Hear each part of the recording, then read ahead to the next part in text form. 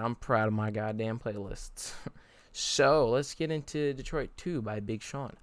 Let me say this: while Big Sean does have a lot of hits, he spends a majority of his early career being compared to his peers who he did a lot of songs with.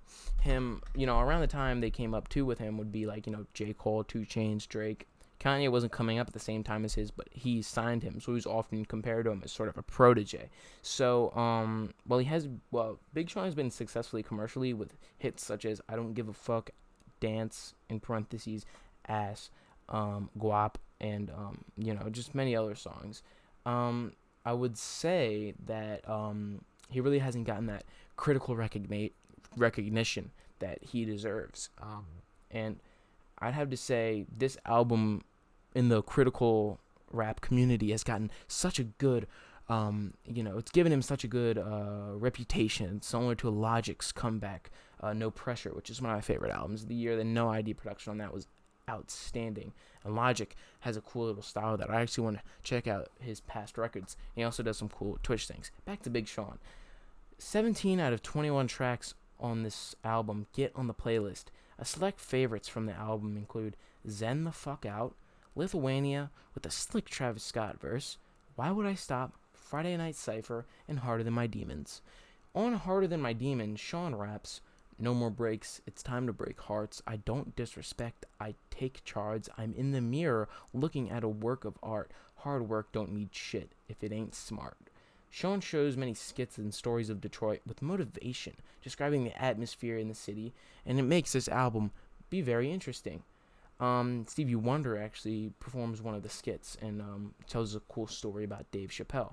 I'd say this is just interesting because Sean, he taps into another sound with "Send the Fuck Out," this odd, disoriented energy with Travis Scott ad-libs as he talks about how he is, and, he's like, and he raps about, in his lyrics, he says, "Good vibes or no vibes, my vibes, I cut the cords, no hooks, no ties."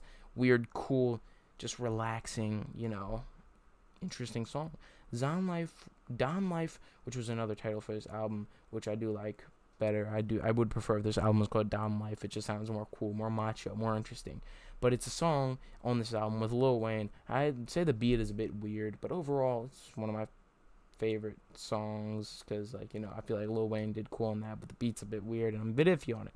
But overall, this is one of my favorite albums of the year, and it's definitely one that you just start from the top and you go all the way to the bottom. That's not like a lot of albums we get nowadays. I'm just so excited that Big Sean had to come back. Once again, I'm comparing his comeback similar to No Pressure by Logic, and I just love that Logic and Big Sean are starting to get the recognition they deserve. But with Logic, I never really listened to his earlier discography, but with Big Sean, I listened to him a lot prior, even though he had a lot of hate. He just wasn't really appreciated. And Friday Night Cypher is one of the best songs of the year, and I already did a video reacting to it, and it's just contender for one of my favorite songs of the year. And I don't really like Eminem like that, but he went hard on that. Let me be honest. I just never really got into Eminem, but he went hard on that. So let's get into another song. The Mike Media Empire. Mike Media Incorporated.